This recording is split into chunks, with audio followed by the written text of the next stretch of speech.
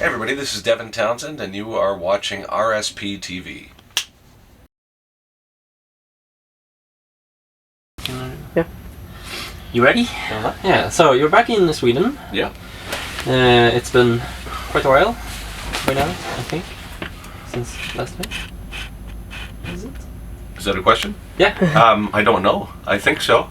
Yeah, maybe a year or two. Okay. Yeah. So how is it going back out on tour by now? That's is okay. it kind of back in the mentality of touring, or? Yeah, kind of by now it is. By Oh. now it is. The first little while was a little rough because you have to try and readjust. Mhm. But then once you get it, I mean, I've been doing it for so long, man, that it's like there's certain things that you learn to deal with and there's certain things that will never change, right? Mhm. So I'm happily at the point where I know that again. And it's a sold-out show as well tonight. Cool. And I've met you before, like back in 2013, I think it was, cool. at Sweden Rock. Right on.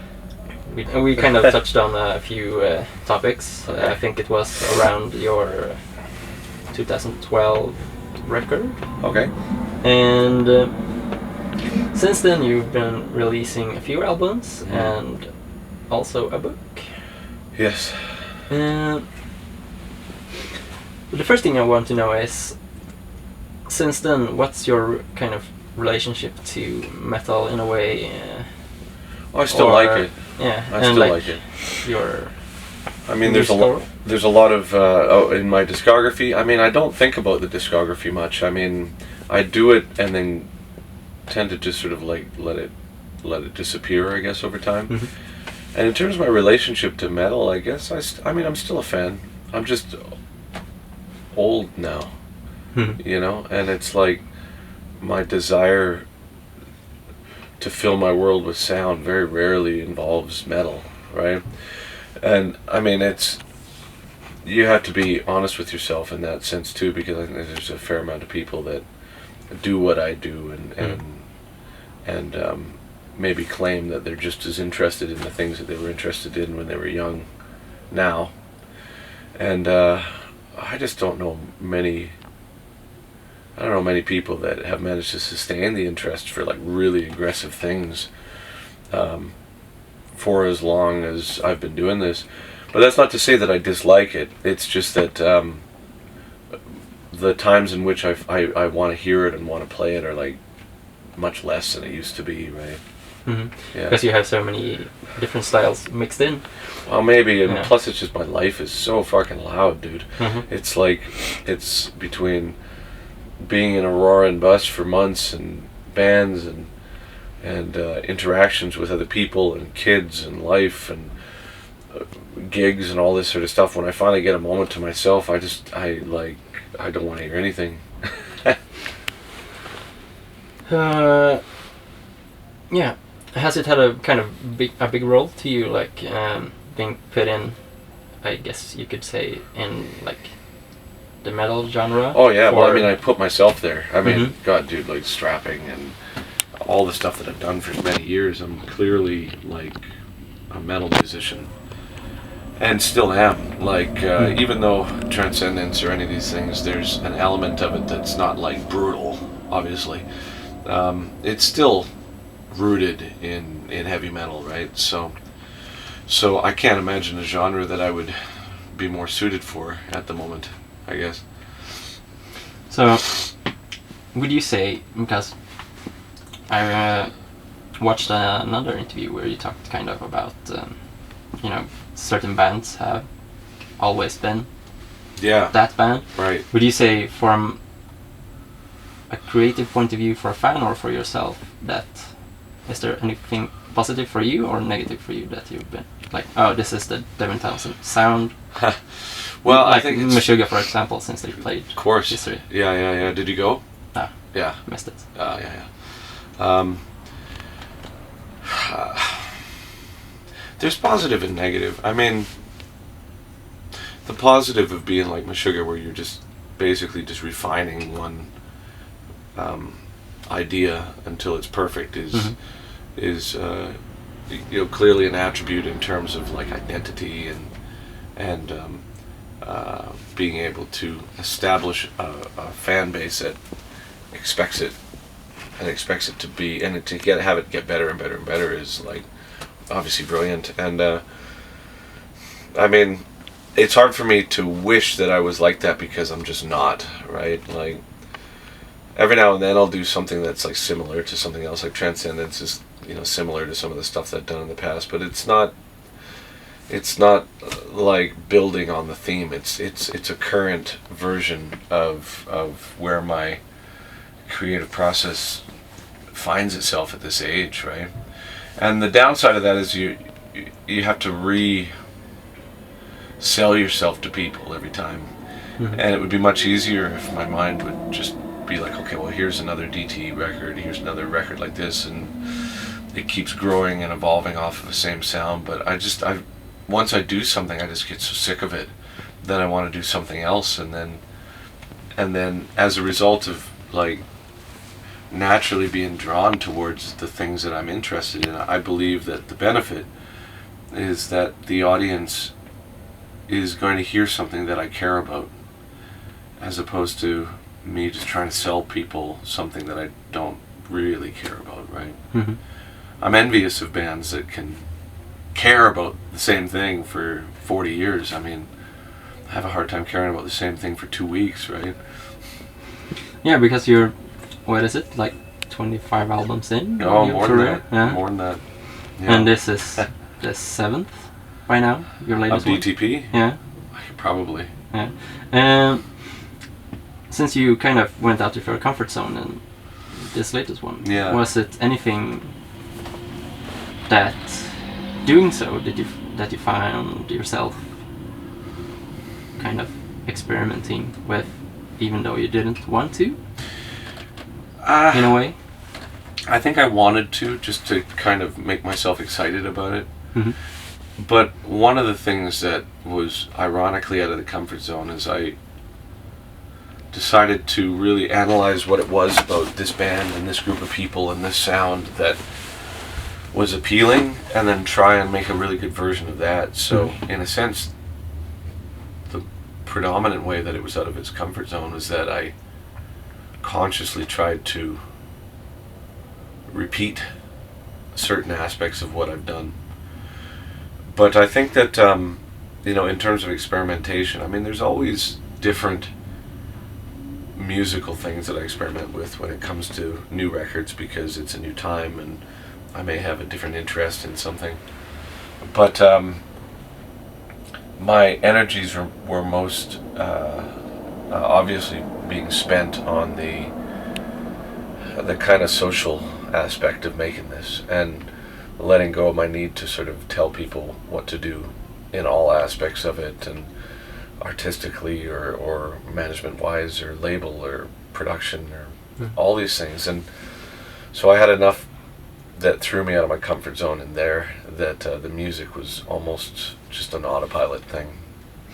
Would you say you've tried something new with, like, production wise for live shows as well by now? Yeah. For this one? We removed much of the backing track stuff. Mm-hmm. You know, like I mean, people have been critical of the fact that I've used so much of that for so long, but I'm just like, man, there's 700 tracks worth of shit on the albums, and I kind of want to hear that live. So for years I had it all, and then now, because Mike's on stage playing keyboards and samples and choir pads and all this sort of stuff, we eliminated the majority of the backing tracks, and now he plays it, and that has, I personally think it's cleared it up. It's made it a little bit more like a band, rather than, you know, a bunch of guys playing to a CD, right? Mm-hmm. But you just keep growing, you keep living and learning, and hoping that you can make your trip better. But ultimately, I mean, I just want people to be happy. I want people to enjoy the show. I've got no desire to be like the biggest band in the world or the best anything. I just want to play my music and hope that people like it, right? Mm-hmm. Moving on to your book. It's been out since August. Yeah. How was the process behind the book, like from the beginning till you had a final product? Is it like, have you looked back at it? And I tried, but I just don't care, okay. Which is probably healthy. Mm-hmm. you know, if I was sitting around reading my own biography over and over and again, it would probably be indicative of some sort of narcissism, right? But the process started by the fact that we were going to take 2 years off and we had no money. So we needed to make money, and that seemed like a convenient way to make money. But my concerns at first were, I'm like, well, I'm only 44, man. Like, I don't really have like a story to tell. And they said, well, why don't you try and dictate it and see how it goes? And so that's what I did. I had a ghostwriter, and I spent several months talking and all this. And then when I got the manuscript back from him, it was really not what I wanted to represent me. It was my words through somebody else's filter, and it seemed really to cheapen what it is that I could say. And then the more I started thinking about it, the more I started thinking that if I was willing to sort of write it myself and be more vulnerable with it, then perhaps, as opposed to trying to sell it based on the fact that I've got a bunch of Motley Crue type stories, it could be a practical group of explanations of how I do what I do, how to be successful enough to sustain a career while being creatively free. Mm-hmm. And so I wrote it from the beginning, and I just scrapped the original thing. I used it as a template, but I just rewrote every word basically, and because I'm not a writer, and because I never wanted to be a writer, it was like having your teeth pulled every day. I didn't enjoy it, but at the end, I think it is of some value, and I think it was very helpful for me to be forced to do it, I think. So looking for, like, to the future, is it, like, did it make you kind of realize anything that you would want to do, like, that you haven't done in your career now? Like, take it more easy on myself. I think that's what it made me realize, is I've been really hard on myself for many years. I've always been like, oh, I'm an idiot, or I'm a failure, or whatever, right? And I'm not. And that was a good thing to sort of objectively, almost like the process of writing it, because it was so taxing.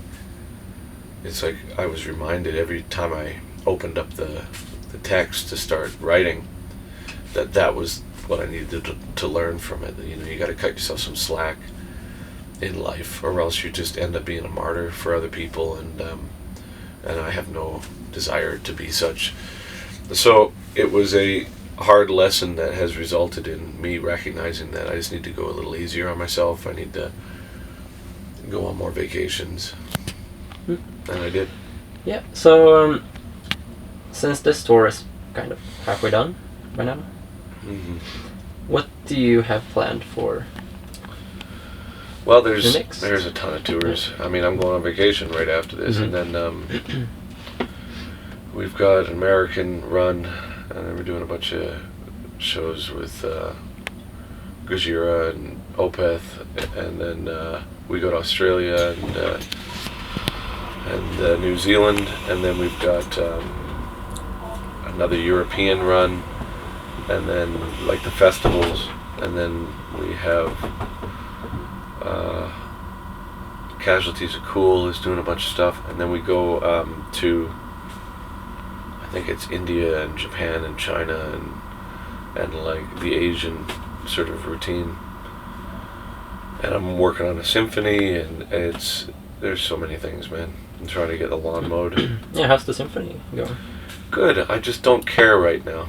Okay. Which is good, because in the past I've not cared and then tried to continue, but now I just don't care, and so I'm not working on it, and that's a really good step for me, because then when it's finished, it'll be done in the moments that were meant to be done, right? Okay, cool. That was everything. I really appreciate the interview, man. I'm just coming off of a cold here, and I feel like a bag of shit.